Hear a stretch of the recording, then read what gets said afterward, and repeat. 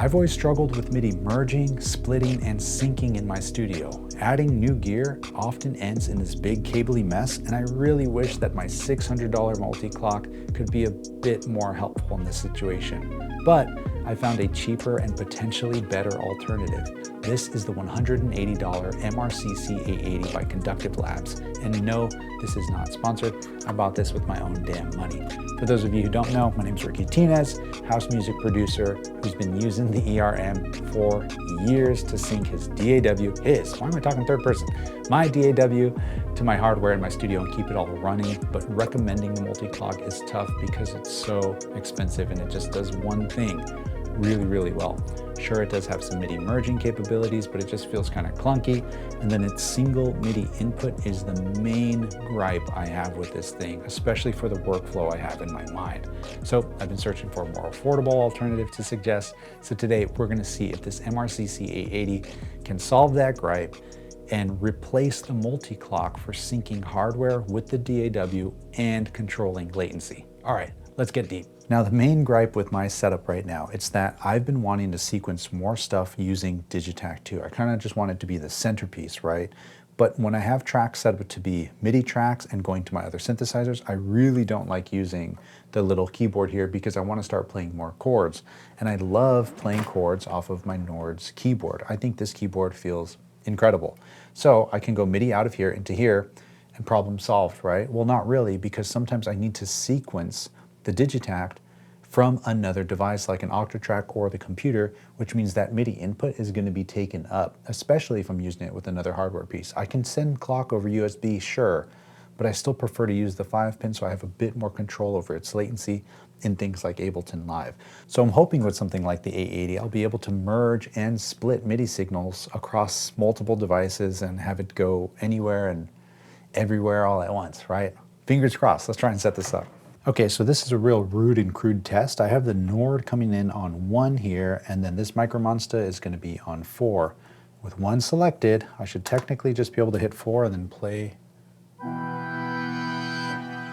Oh, hell yes. Let's frickin' go, dude. This is going to be awesome. That ended up working way easier than I expected, and it's actually got my mind going about a couple different things now. For example, splitting the Nord MIDI info so that I can play basically whatever synthesizer I have patched into the MRCC and just sample it into the Digitakt, or also giving myself the option of being able to just sequence it with the Digitakt.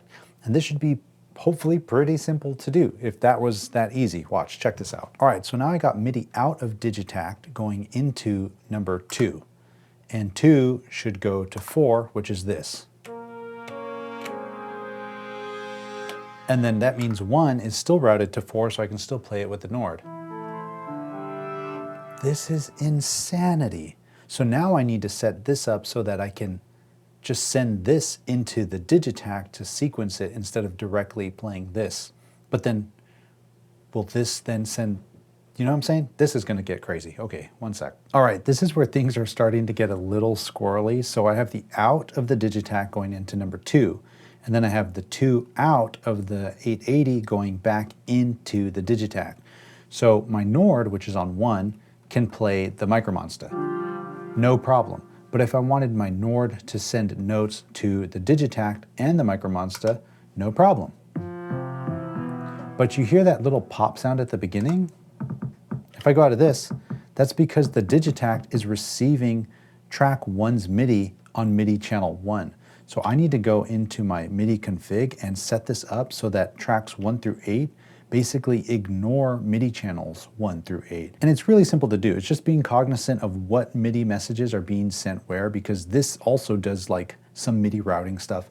And then you have a router basically going into a router, which also has a loop, so things can get pretty wild. But again, it's not that difficult. Check this out. Now, there are a couple ways to do this. So in the MIDI config, the way that I think I'm gonna end up doing this is go to our channels and set everything to off, right? So I don't want any track to be listening to any specific MIDI data.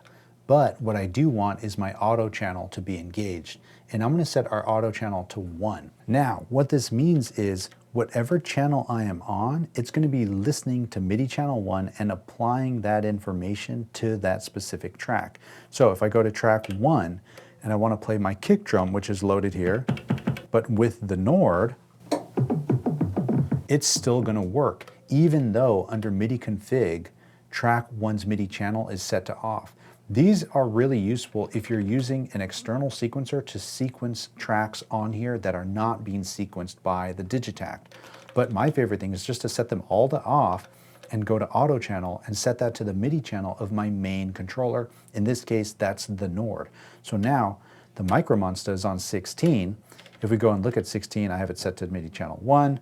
That's going to the Micromonster, which is just off screen. And if I play the Nord,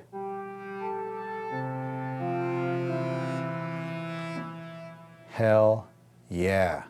Now this poses one more issue that I might run into with this, and that's just being aware if I have my Nord going to both the Digitakt and the Micromonster at the same time. Because if I do, it's impossible to hear, but I'm having two notes, the same note that I'm playing, play the Micromonster twice. So, I mean, thankfully this is as easy as just hitting this button and turning it off from the Micromonster directly, or turning it off from the Digitakt and having it go directly to the Micromonster.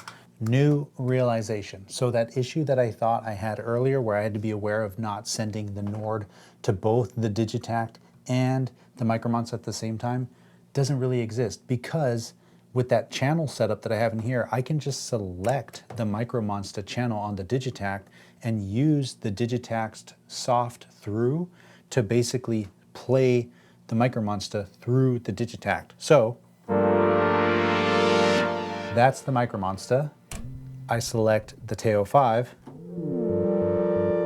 and that's the TO5. I don't have to be up here clicking around. This is good to just kind of set and forget. So the Nord is just going into the Digitakt, and then the Digitakt, if we look at that channel, is going to both the Micromonster and the TO5. But this setup is crazy. So in theory, I go to the TO5, I hit record and play.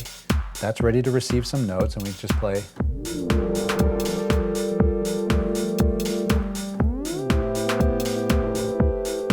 Let's see. There it is. Now we're at the Micromonster. We're still in record, and let's play in some notes here.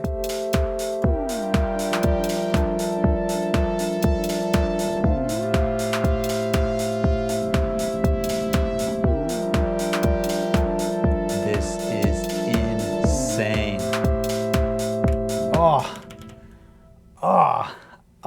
Yes. Now the final question that we need to answer is, how is this when syncing devices, and can I control their latency independent per channel? I'm pretty sure I'm going to be able to do this. This thing has been a breeze and is super well thought out. Conductive Labs, y'all freaking killed this thing. I'm sad I didn't buy this sooner. Now I'm almost kind of sad I didn't buy the big one, but we'll be okay with this one for now. We've got to pump the brakes, right, Rick? Come on, let's chill. All right, we're here in live.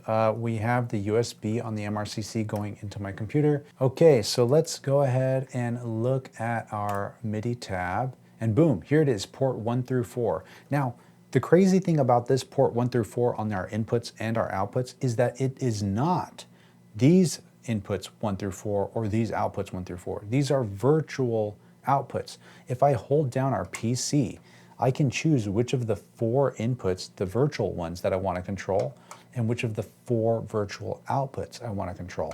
So I can say virtual port 1, go to our Digitakt. Now in our output ports inside the DAW, I'll say output port 1, send sync.